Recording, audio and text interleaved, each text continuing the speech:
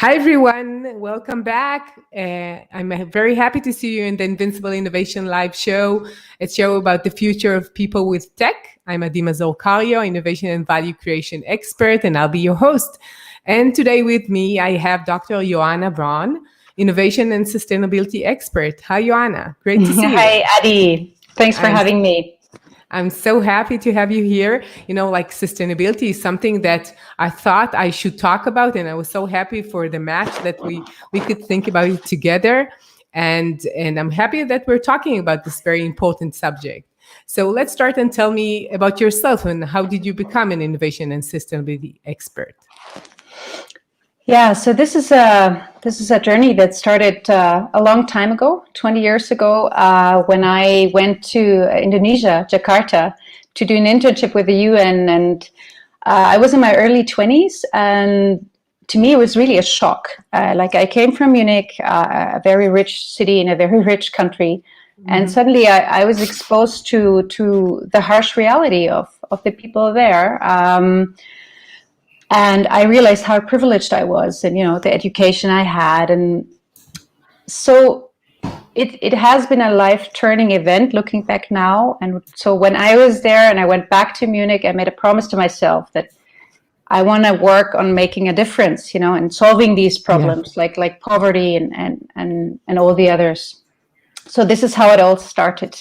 Yeah, so it's a good cause to work. And when we chat before we started to talk, it seems like we both took part in the World Innovation Food Program from the UN. So I asked Johanna about Munich, and then I told her I visited like half a year ago, and we had Google had a accelerator with the food program, and she told me that she's been doing work for them for 3 years. So we both agree that this is a very good cause. And when you do something good, like inside that you use your talents to do something good. So, and we're just in the middle of a crisis for everyone and all over the world. If somebody watches this afterwards, we're in the middle of the COVID crisis. So how do you think innovation and specifically sustainability innovation is affected by this crisis? So I think the whole crisis it really has turned the world upside down. Obviously in a negative sense, in terms of course of the people suffering and some of them dying unnecessarily. But if we look at the positive side, which may sound a bit weird, but I think this whole lockdown has also shown to us that many things are possible that contribute to sustainability in a fantastic way. Like everybody was forced to go on online meetings. I mean, just like the type we're having now, right? But also for all kinds of meetings. And you suddenly realize, I don't have to fly to Brussels to do something. This works just as well on Teams. And I really hope it stays like that. In Germany, a lot of people were joking. They said, without COVID, it would have taken us 10 years to transition into this. We also can do this online kind of things. Right. And then it was like, lockdown, that's it. We have to find a solution now, right? So work-wise, we can change, these type of behaviors like short-term flights, for short meetings. It's nonsense, and we have to stop it, right? And another level, I think people also have realized during the crisis, and they still do, that whoa, it's really beautiful to have a clear sky. Because of flights stopping and cars not moving so much anymore, or hear birds sing in the morning, and silence. So that's something that a lot of my colleagues from my European projects have shared with me. Like my colleagues in Barcelona, they're like, whoa, this is the first time that the city is without tourists. And I know it's hard, right? At the same time, people are suffering economically. But on a very personal level, people suddenly say, wow, this is the first time I went to Paguel or Sagrada Familia because there were no tourists. It's lovely to enjoy this. So you start thinking how we lead our lives and how this may be changed. Right. So I guess it forces us to think about many things very differently. And then if you look at the whole government level, across the world, right, we see these massive cash injections. Levels of money that were unthought of in a way, how quickly they could be mobilized and stuff. And when I look at France, for example, I mean, you see there that there was a demand to link this kind of support for the industry with sustainability. So the airline industry in France, they only get the support, but they have to cut down on their domestic flights. And I think that's how it should be. I mean, obviously, I think so, right? Some people might oppose to this, but I think, yeah, we need to use COVID to do this transition into sustainable ways of living and working and building our industries. And we cannot just, we cannot do this like in the crisis we had in the past, you know. Yeah, this is something, it's a game changer for everyone. So you mentioned like two things. One is the flights, and the second one is like people are not traveling, so you have less tourists, and the flights is the same as cars. You know, people are not driving to work most of the time, so it's another thing. And another thing that we could consider is that nature stays nature, so people are not going hiking that much, maybe some, but less. And I see the animals are very happy. At least I love animals. I'm an animal activist and vegan, so it's great. Great. So you see lots of like good things happening, although it's like in parallel to very bad things. And it's good for us as a society, being less like frantic, driving and moving all the time and flying and just, you know, like moving around, being more close to our families and close to our home base, and for sustainability and for the environment, actually. Yeah. So it's like I'm writing a book, and I think it's going to be called like Harnessing the Wind of Change. And you can do it in order to create something better for yourself. Like, you cannot control the wind; it's uncontrollable, and what's going outside you cannot control. But you can do something different within your business, within your company, within your own personal life, in order to feel like I'm doing something for better, and I'm using this change in order to do something good, right? Yeah, which is very important. And you see that there are like big challenges for leaders of nations and leaders of companies in order to face that. So what could you tell leaders of companies when they face like the financial crisis and so many, it's a big burden for them, and still think about like, in addition to that, you can think about the aspects of the environment and sustainability. Yeah, I think right to what you just said. I mean, I think we have to change from thinking about this as something that is in addition to putting it at the center. And I know it's tough, right? I know it's tough because, especially in the private sector, I mean, of course, there's massive pressure, you know, and potentially people will be losing their jobs. So I know that still many of the leaders I speak with, they're more like, okay, let's focus on this now and tackle sustainability later. But to me, it's wrong.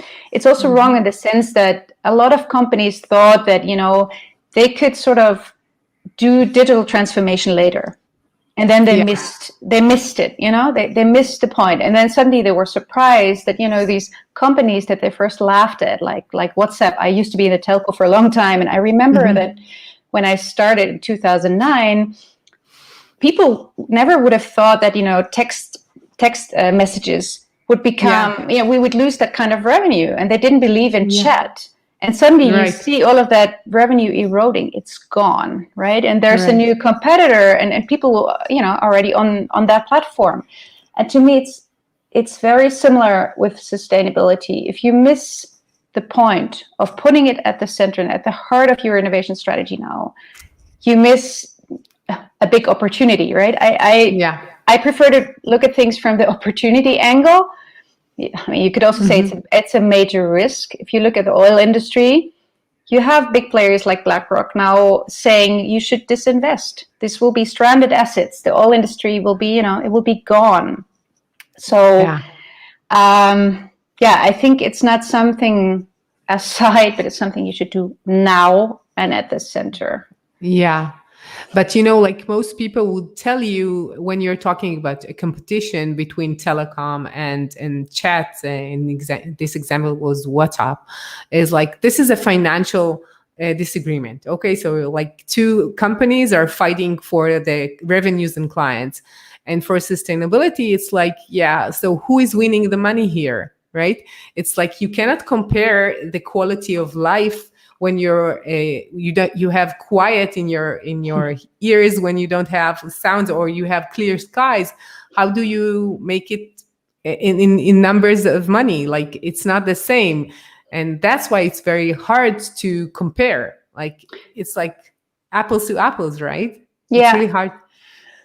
I agree. I mean, being an economist, I do believe that in addition to me as a human being and enjoying blue skies and loving birds, and I do that, I think it's so important to put numbers on these things. Right. So we have seen over the last 10 years, and I think it's increasing now, that we have to put, euro or dollars on ecosystem services. We have to understand how much is worth the bees, pollinating our vegetables. Because if they become extinct and we have to do this manually or with, tiny drones or whatever, we need to know as a society how much this will cost. And unfortunately, as you say, as long as we don't know how much this is, it feels like, well, yeah, of course it's nice to hear birds sing, or Yeah. that's how I feel about it. It's and you see more people going toward giving numbers to these things, so we can really compare and grasp the meaning of having clean air and just living your life without technology driving your force in the daily life, just being. Yeah, I see a lot of that. I see a lot of that both in the classical realm of major consultancies starting to, look at these issues as well, not just, again, as a side nice to have issue, but as something that is key in terms of risk or opportunity. Depends on how you look at it, and putting the numbers on it. But also, if you look at the policy area, where I'm also heavily involved in right now, if you look at the ambition of the Green Deal in Europe, I mean it's amazing, and I know that behind the scenes, people in Brussels and elsewhere are working on putting numbers on how much will this cost, but also how much opportunity in terms of decent jobs and progress for the environment and all of that. Yeah. So I always say it's happening, right? I've said that for the last 20 years, but what makes me so happy in a way is that I really see a major uptake on people looking at sustainability as a serious issue. Yeah. Not just the believers, so to say, right? I'm an early believer, I guess, but then, people across sectors looking this and realizing how important it is. The one example that I have is with meat, that all the meat industry is changing, and it's going faster right now with COVID, because closed places where the meat industry is, it's more frequently, and more like in the US, lots of very, very big industry facilities were closed. And you see Beyond Meat, for example, has started, which is very, very successful, and I'm very happy about that. So it's like one example of, like, we're not taking the jobs from the farmers in the mid US, like in the mid America, but you're giving another option to do things differently. You can still create food which is tasty and good, and you still have jobs for people. They don't have to give up with what they're like. They still can support their families, which is very important. Do you have like any additional example in mind, like that one, of doing innovation that is successful?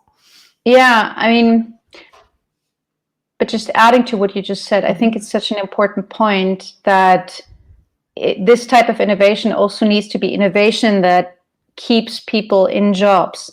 Because, like with Beyond Meat or the Midwest farmers you just referred to, as otherwise, there's a lot of fear out there, and I've been involved in food and agriculture tech, or overall regenerative agriculture issues, and it's just a topic I love. I find it so fascinating. But when you speak to farmers, I mean, there's so much fear.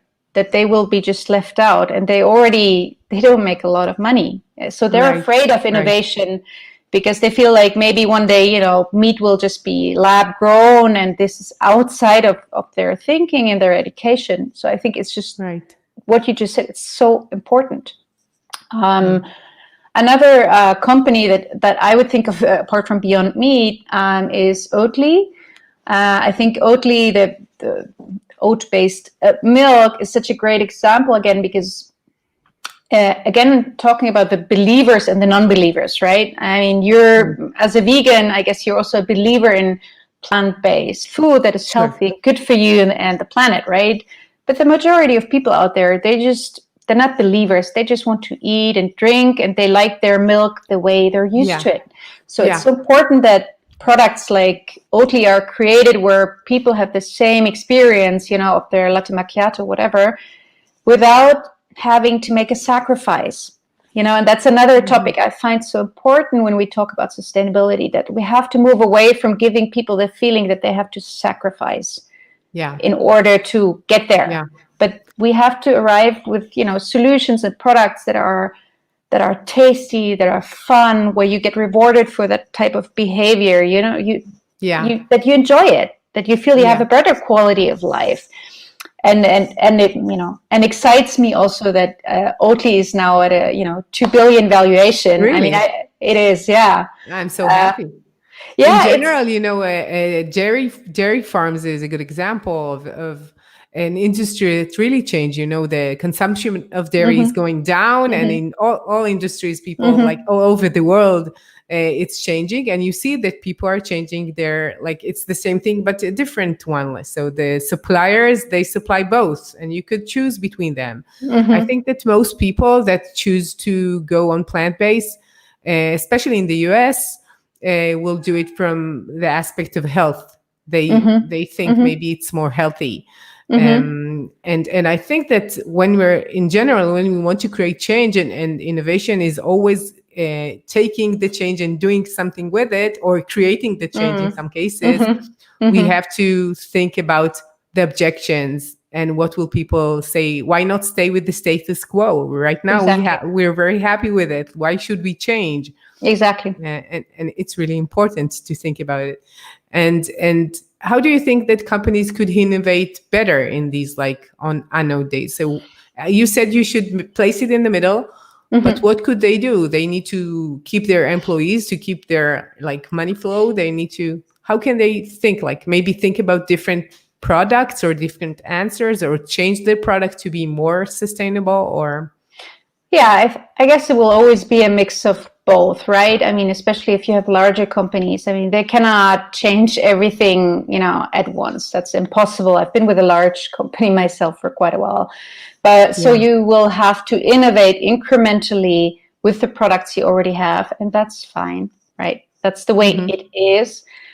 At the same time, and that's why I love to be working with startups so much these days, you have to think differently, completely differently. I mean, you have to come up with new products that did not exist before, and create opportunity, right? So new revenue streams, if you talk about the private sector, or completely new policy approach, like the Green Deal I mentioned, to do a paradigm shift.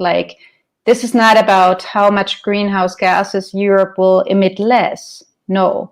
This is about a whole continent changing and saying this is a Green Deal that will create different jobs and, a different society, if you like. So I guess it's a mix, and you will always have to look at low-hanging fruits, obviously, right? What are the easy things, which maybe goes in a way hand in hand with the fun part that I talked about earlier for people.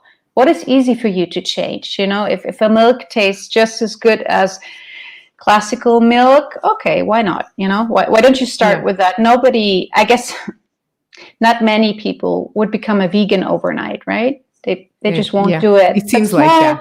No, small steps. So for me, and that's the same for people, like with innovation. So you take small steps, but then you should also make sure to place a couple of big bets that are really outside of your comfort zone or outside of what you're currently doing.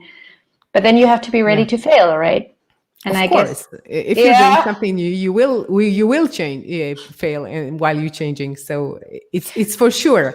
That's why you need to know that you need to innovate in a few ways and in different projects, and one of them will be successful, and the others you just learn from, and you take it from there. yeah, And when you said about like you worked in bigger companies and in smaller companies, like in startups, you see that the bigger companies, they have so much resources and knowledge and expertise and connections, network, suppliers, people they work with. And the advantages there are that they are very close to they already have a client base. So they could understand what's changed with them and just answer the new needs, because and startup starts with like a blank slate. For them, it's like it has to be new. But when you're thinking about this change, there are so many open opportunities out there, because people still want to have fun and enjoy, and they can't go to concerts, and they can't go to outside and going to tourists and so forth. So there is a need, and you just need to find a way to fill it, right? Because if the world is changing, people still want to laugh together, even if they can't go to startups, to stand up concerts show and concert. yeah. So how can they do that? So when I think about this change, you can really harness it, to do things better and new things, because everybody needs new things around. So like sustainability is just one thing that you could just place in front of you and say, okay, there are so many new opportunities out there. You could do something which is good for your company and bring revenue and grow your company, and still be sustainable and good for the current situation, for the current economy and the current needs of your clients or new clients sometimes. Yeah. And I think that can be started as easy as just having a couple of conversations with players that you don't regularly speak to. So, because you just said, I mean, the large corporates, they have all these assets, right? And they've been in the game for a long time. Yeah. But then that also makes them blind to what's really changing. So, to sit together with startups and just listen to them, and likewise startups to listen to the experience and wisdom of someone who's been around for 100 years or 200 years. I mean, some of the companies, right? Yeah. You have that in Germany. In Israel, we don't have that. That's right. But then you have this fantastic culture in Israel that is very much admired here of, getting things done and not thinking so much. And, Startup Nation is there for a reason, right? And we admire that, because it's fast, and you're much younger in that sense, also in not being so afraid of failing. And that is something I see as a big barrier in Europe, right? We're an old continent in a way, that's true. And we're afraid of failing, and if people are under pressure, like now with the COVID crisis, I mean, obviously people say that, of course, we need to be much more agile and fast, and then we will fail, it will be celebrated, and, these fuck up nights and all these things. But I think the reality is very different. The reality is leaders don't like to fail. They don't. Yeah. So they stay away, right? They stay away from risk. So I feel that maybe, as a first step to engage with players and speak with them, and then potentially collaborate with them, of course, that you don't speak to right now, that would be something that I would think would help, to explore this whole opportunity. And it's not just startups and corporates. I mean, that's an obvious one by now, I would say. We have many, many of these type of collaborations. Yeah. But what I would love to see is, we have all these activist groups here in Europe, right? Extinction Rebellion and Fridays for Future. And of course, a bit more quiet around them right now because of COVID, but nevertheless, they are there. They're there to stay. Yeah. And I would love to see someone, a group like Extinction Rebellion, to sit down with Bayer, Monsanto, and to discuss, right? And they perceive themselves as enemies, obviously. Yeah. I mean, for sure, Extinction Rebellion will perceive someone like Bayer as the enemy, or but I still think that if we don't bring these type of opposed groups together, we will not get something that is transformative or really, Yeah, game changing. sure.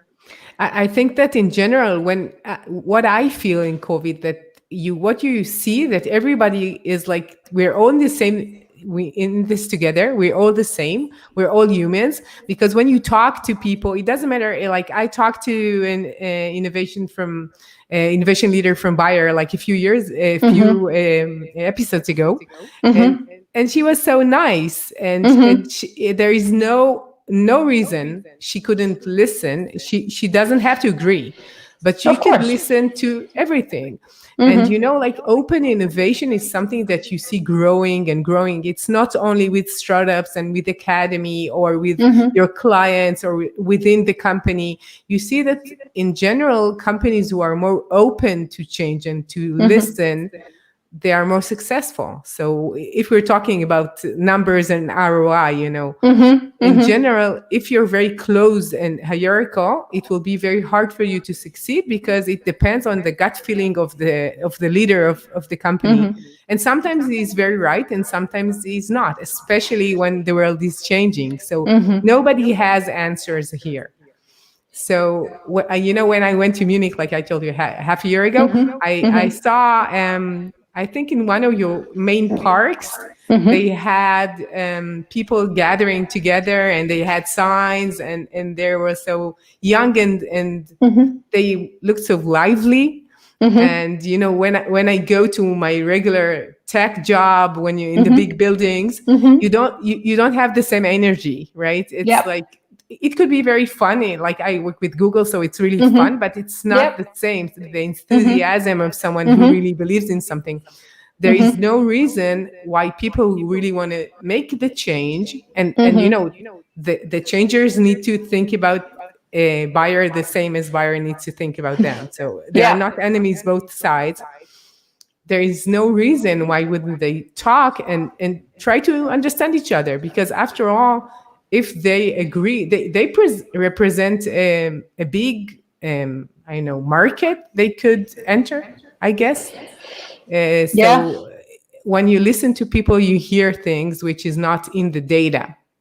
I think that the world is so into the data, like Mm-hmm. massive data, Mm-hmm. and looking at Mm-hmm. numbers. Mm-hmm. And sometimes people forget just to listen, which Mm-hmm. which is growing right now. I think I feel that in COVID people listen more, because Mm-hmm. it's easier, right? Like you don't need to drive all the way and just have this meeting, and it's like obvious. You can just contact someone and just do it together. You don't need to be that formal, in a sense. That's Like true. it's kind, because it couldn't be formal, because you see my house, I see your Mm-hmm. house, so it's like. Yeah. I was about to say the same. I had exactly the same thought. It has brought some intimacy. Inviting someone into your house in a way. Like I Right. see your living room, you see my office. With the blue walls that I love because I can concentrate better when I'm surrounded with blue. And sometimes you see, obviously, in all these meetings over the last month, I mean, suddenly you see the roommate, the dog, the children of somebody just rushing through the screen. And I so much agree with you that it really has changed the way we interact with each other, because it's more Yeah. human in Yeah. a way, Yeah, right? it's strange you say it's more human when it's less human, right? Because really being human is like you and me sitting in the same room, looking in the eyes of each other, and really just having the same experience in the same surrounding. But on the other hand, it's strange because technology helped us to be less like Formal, right? Like you formal to said. the outside, Mhm. right? I Like I agree. want to show something to the outside. Although when I do these shows, it's Hmm. the time that I'm getting dressed and ready. Hmm. It's not like Hmm. I don't go with these lipsticks all day. So But it looks nice. oh, that's the most important part. No, actually, it's not. But Yeah, I mean, yeah, you're right. I mean, of yeah, course, it also is. in these type of meetings, I mean, you will not show up in your pajamas, but it Yeah, does something to you that you sit in your house and I sit in my flat, right? And it's right, different right. to having met somewhere in Tel Aviv or in Munich in a fancy office. And as you say, it changes. It changes you in a way. And also, I guess the same is true about the energy you described about this group of young people that you saw in the park. I mean, it's something that is for real, to me, it's the combination of data, I mean, I've been in the tech environment for a long time, and I do believe in data, in the sense of it gives us clarity. It often shows us things we didn't know, the impact of certain things. But at the same time, I also agree that data also can sometimes be misleading, or a single conversation with someone who you otherwise would not have been speaking with can be much more insightful, than a full, a lot of charts, and you look at them and they will still remain abstract because it's numbers, right? So you connect, at a different level, I guess. Yeah, of course. I think that in general, when you think about research, when you're doing quantitative, qualitative examples of, like, you get the numbers and you see them, but you don't really understand why people are behaving. Why do they choose this? Why did they click this? And once you talk to people, you really understand what is behind the data, what is the challenges they wanted to solve, the needs they really had, or the desires they had.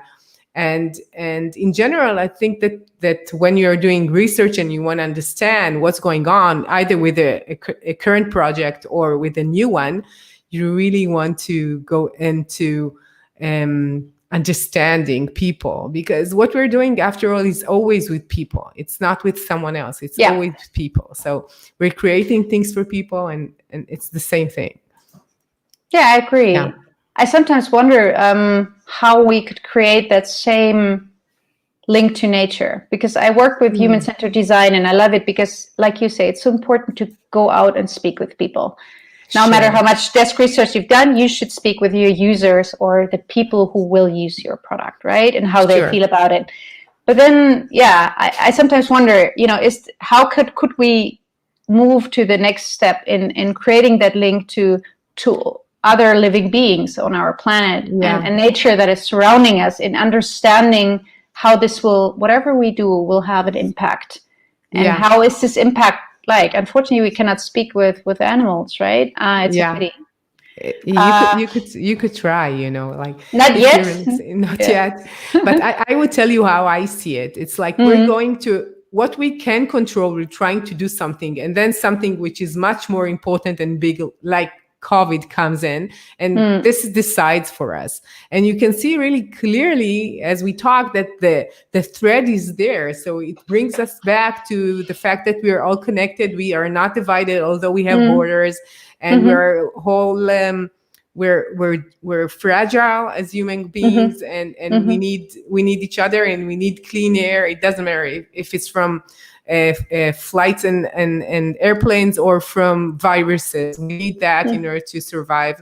So I think that the fact that the world is changing it happens all the time. Now it's like bigger, but the fact that it's changing it's here. The question is, how do we understand it? How do we see our world? How do we perceive the realities that is out there? You can always say, like, it's happened. It's not connected to me. I can do anything. I don't need to change. It doesn't matter. It can change and I'll still be here. Or you want to see, it's changed, and it gives me feedback that I'm, as a human being, I could do things different.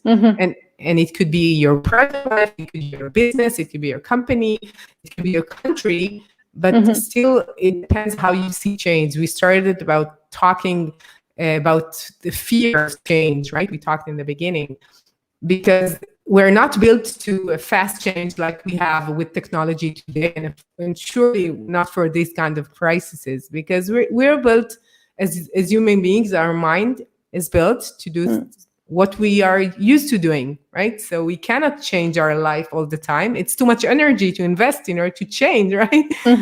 But on the other hand, our lives are very, very fast changing in general. Now it's like more, but in general, if we are not flexible to change, we cannot really survive sometimes.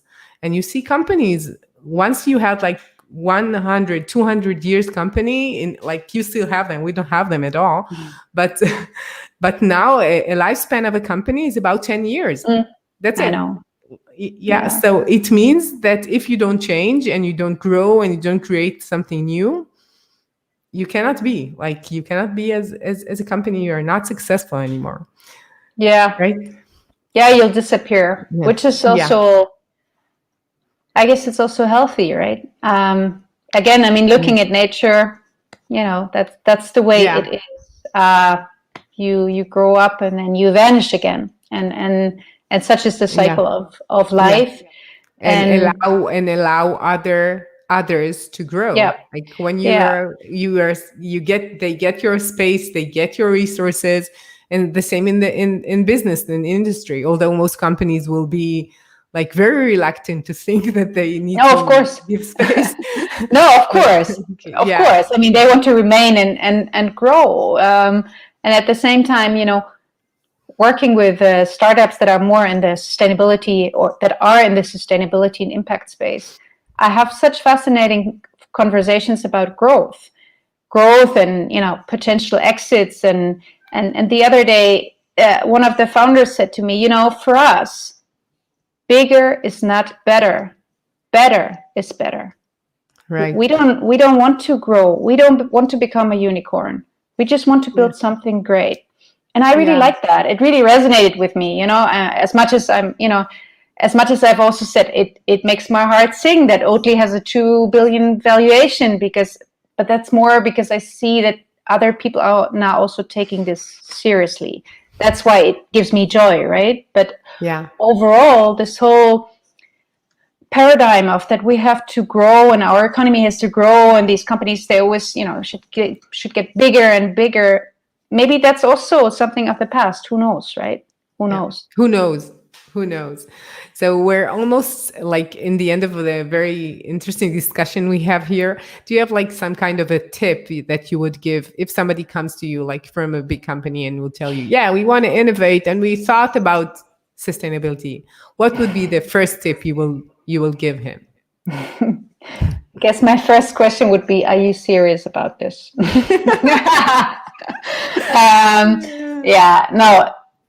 So provided that I have the feeling that someone is serious, right? That again, someone believes and not just thinks this is, nice to have. Something a nice to have, or like something that somehow suddenly seems as something that we should do too, but more, nice to have on the sidelines. So if I believe that someone truly wants this, well, I mean, then I would say, okay, let's look at all the things you're currently doing and where's the biggest opportunity that we see in this market, and where are the biggest risks? Yes, also, of course, you always have to hedge risk. Sure.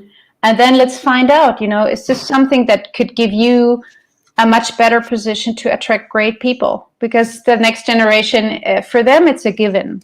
It's not something that you can just do on the sidelines. No. I mean, they really want you to be sustainable, and that to give them the feeling that, this is their purpose. This is why they go to work every day. So very often, I guess it's also an overlooked angle to a certain extent. You can call it employer branding, whatever. I just call it, being someone that is attractive to attract the best talent, right? The best talent. And, and again, as we said before, everything is about people in the end. As much as maybe you have a great technology, even with great technology, you need great talent to bring that to the next level, right? So I guess that's very often the first point I look at with clients. Is this something where they feel that they might lose out on talent? Could this give them an edge?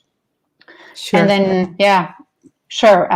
Is there products to be improved? Are there some low-hanging fruits in terms of cost savings because people cut down on their travel? That's just like a super no-brainer one, right? But still, sure. So there's things that are obvious and short term, and then mostly you will find out that there are things that could be really, that have a lot of potential, but then you will need to take the risk and go in it for the long term. Because I have not seen any company or a public sector client that has done this, like, just quickly, and then they were there. And also it's a continuous process. I mean, you'll never get there. Sure. Yeah, it sounds really interesting, like doing what you are good at and your experience, and doing something good at the same time in your job, which is like, I always tell my kids, you need to know your talents and your skills, and you need to know what could you do like really well, and then you need to match them into something which is called your work. And it's hard to find the right thing. So it's like, it seems like people are not talking enough about what would they do in their like career other than making money. Like, that's important, but let's think about what we want to do and I think that the younger generation, as you said, they are very into meaning and what they're doing. And do they work for a good company or not? Like, you see, like in the Bay Area, lots of companies which are like, are we working for the good guys or not? You see that all the time. That's for sure. And if somebody wants to contact you and just reach out and ask and maybe hire you, where can they find you? Well, I guess LinkedIn is an easy one. That's how we connected, right? And thanks again for reaching out. I'm easygoing when it comes to this. I mean, people ping me on LinkedIn, and if I think there's value for both sides, right, to have a conversation or to look at something together, then I would say, I'm easy to reach in that sense. I'm just strict in the sense that if it's not related to sustainability, there's no point in reaching out to me, because I'm not interested anymore.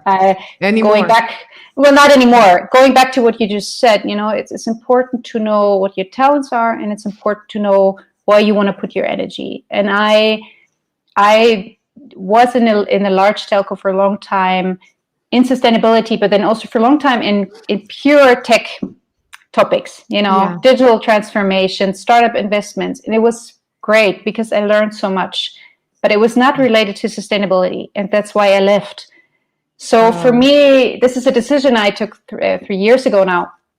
And I'm not going back. For me, it's really, I want to stay focused because it gives me joy. And this is what you want to do with your time. Like, people, when you think about most of our waking time, we're not asleep, we're at work most of the time.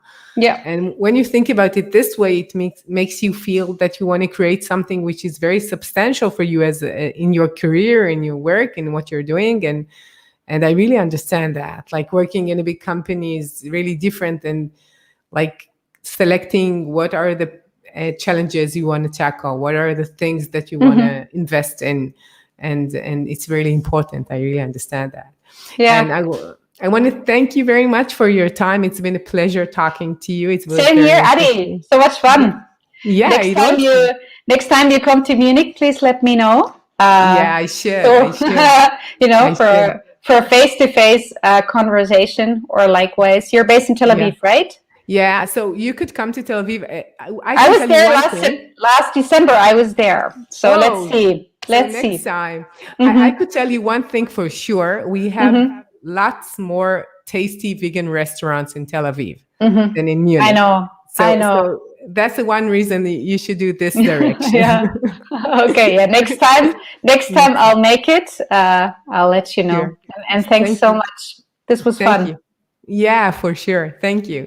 So thanks everyone for joining us. We had a few reactions, and thanks Maya for joining us. And then we had a few people, if they would have asked questions, I would have been very happy that we'll talk about maybe next time. Okay. So thank you very much for joining us. See you again. Bye-bye. Bye. Bye.